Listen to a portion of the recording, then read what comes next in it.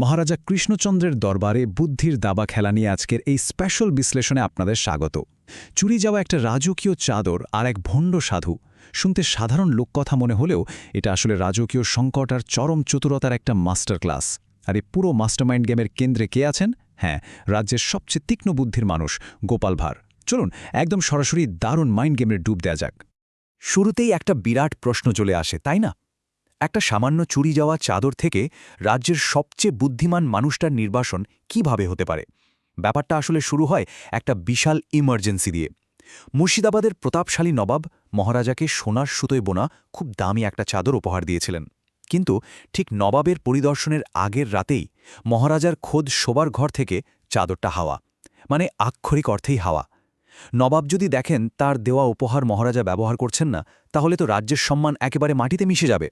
পরিস্থিতি তখন যাকে বলে একেবারে ত্রাহি মধুসূদন। একদিকে আসল সংকট, নবাবের চরম ক্ষোভের ভয়, আর অন্যদিকে মন্ত্রী আর সেনাপতির নকল আর হাস্যকর সমাধান। মন্ত্রীমশাই নিজের অযোগ্যতা ঢাকতে আর নিজেকে ভীষণ ব্যস্ত দেখাতে যা তা অভিযোগে নিরীহ গ্রামবাসীদের ধরে জেলে ভরতে শুরু করলেন। মহারাজা বুঝলেন এই গর্দবদের দিয়ে কিচ্ছু হবে না, শেষ ভরসা সেই গোপাল ভাঁড়।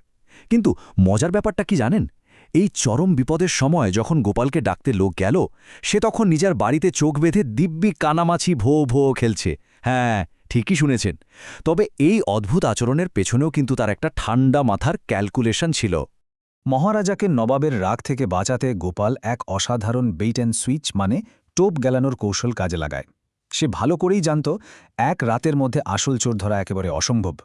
তাই সে বাজার থেকে ঠিক একই রকম দেখতে একটা সস্তা নকল চাদর কিনে আনল।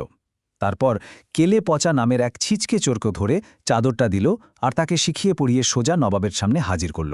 নবাবের সামনে গিয়ে কেলে পচা একদম অবলীলায় স্বীকার করে বসল যে হ্যাঁ, সেই এই চাদরটা চুরি করেছে। এই পুরো নাটকের পর গোপাল রাজসভায় দারুণ একটা কথা বলেছিল। বড় মাছ ধরার জন্য অনেক সময় বড়শিতে ছোট মাছের টোপ দিতে হয়। এই একটা মাস্টার স্ট্রোক নবাবকে পুরোপুরি বোকা বানিয়ে দিল। নবাব তো মহাখুশি। তিনি ভাবলেন, বাহ, কৃষ্ণনগরের বিচার ব্যবস্থা এতই কড়া যে এত তাড়াতাড়ি চোর ধরা পড়ে গেল।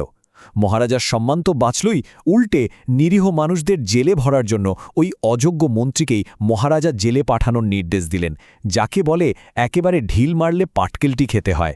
তবে ভাববেন না এখানেই সব শেষ। বুদ্ধির এই দাবা খেলা তো সবে শুরু।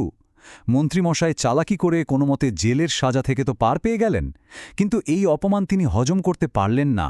এবার তিনি ছক কষতে লাগলেন এক বিশাল, ভয়ঙ্কর আর একেবারে সাইকোলজিক্যাল একটা ষড়যন্ত্রের। টার্গেট একটাই, যেভাবেই হোক ছলে বলে কৌশলে গোপাল ভাঁড়কে এই রাজ্য থেকে চিরতরে তাড়াতে হবে। আর এই প্রতিশোধের আগুন থেকেই জন্ম নিল কপাল বাবা ষড়যন্ত্র। মন্ত্রী রীতিমতো একটা নিখুঁত সাইকোলজিক্যাল অপারেশন শুরু করলেন। প্রথম দিন তিনি নিজে নকল দাড়ি জটা লাগিয়ে কপাল বাবা নামের এক ভণ্ড সাধুর রূপ ধরলেন। তারপর গ্রামের মানুষের কাছে গিয়ে সম্পদের বড় বড় ভবিষ্যৎবাণী করতে শুরু করলেন। মানুষের ব্রেন ওয়াশ করার এই যে খেলা, তা ধাপে ধাপে এগোতে থাকল।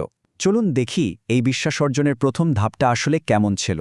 100 না, এটা শুধু কোনো সাধারণ সংখ্যা না, এটা ছিল মন্ত্রীর মাস্টার প্ল্যানের সবচেয়ে মৌখুম চাল।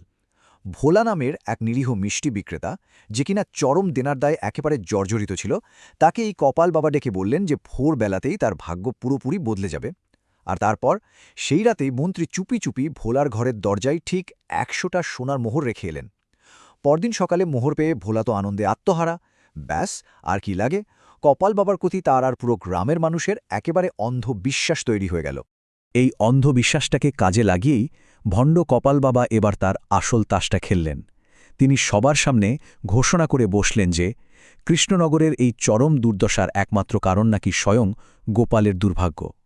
প্রচার করা হলো গোপাল ভাঁড় নাকি রাজ্যের জন্য একটা জলজন্ত অভিশাপ, আর সে রাজ্য ছেড়ে না গেলে কারোর কোনোদিন ভালো হবে না। সাধারণ সহজ সরল গ্রামবাসীরা খুব সহজেই এই বিশাল প্রতারণার ফাঁদে পা দিয়ে বসল।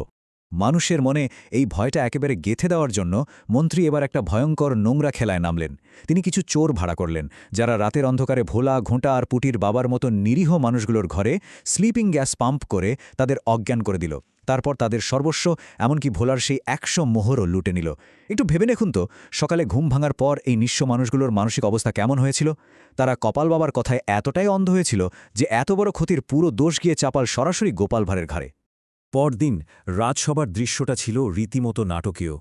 রাগে শোকে পাগলপ্রায় গ্রামবাসীরা মহারাজার কাছে গিয়ে গোপালের নির্বাসনের দাবি জানাল। আর আমাদের মন্ত্রীমশাই, তিনি তখন অস্কার জেতার মতো অভিনয় করছেন। জনসম্মুখে গোপালের জন্য নকল চোখের জল ফেলে বললেন, আহারে, গোপালের জন্য আমার বড্ড কষ্ট হচ্ছে। কিন্তু ভেতরে ভেতরে খুশিতে একেবারে নেচে উঠছিলেন। শেষমেশ জনরোষের চাপে পড়ে মহারাজা অত্যন্ত বাধ্য হয়েই গোপালকে রাজ্য ছেড়ে যাওয়ার নির্দেশ দিলেন। এখন আপনাদের মনে একটা প্রশ্ন আসতেই পারে, রাজ্যের সবচেয়ে বুদ্ধিমান মানুষটা কি এত সহজেই হার মেনে গুটি পায়ে চলে যাবে? একদম না। গোপাল বাইরে থেকে খুব শান্তভাবে নির্বাসন মেনে নিলেও সে মানব চরিত্রের একটা বিরাট মনস্তাত্ত্বিক দুর্বলতা খুব ভালো করে জানত। আর সেটা হলো, ক্রিমিনালরা তাদের নিখুঁত অপরাধটা সেলিব্রেট করার লোভ কখনো সামলাতে পারে না। তারা অতিরিক্ত আত্মতুষ্টিতে ভোগে। আর গোপাল ঠিক এই উইক পয়েন্টেই মুখোম আঘাত করার সিদ্ধান্ত নিল। রাজ্য ছেড়ে যাওয়ার বদলে গোপাল তার শেষ আর সবচেয়ে মারাত্মক ফাঁদটা পাতল। প্রথমে সে নির্বাসনে যাওয়ার ভান করে মালপত্র গোছানোর দারুণ একটা নাটক করল। তারপর রাতের অন্ধকারে নিরপেক্ষ সেনাপতিকে একরকম জোর করে নিজের সাথে টেনে নিয়ে গেল।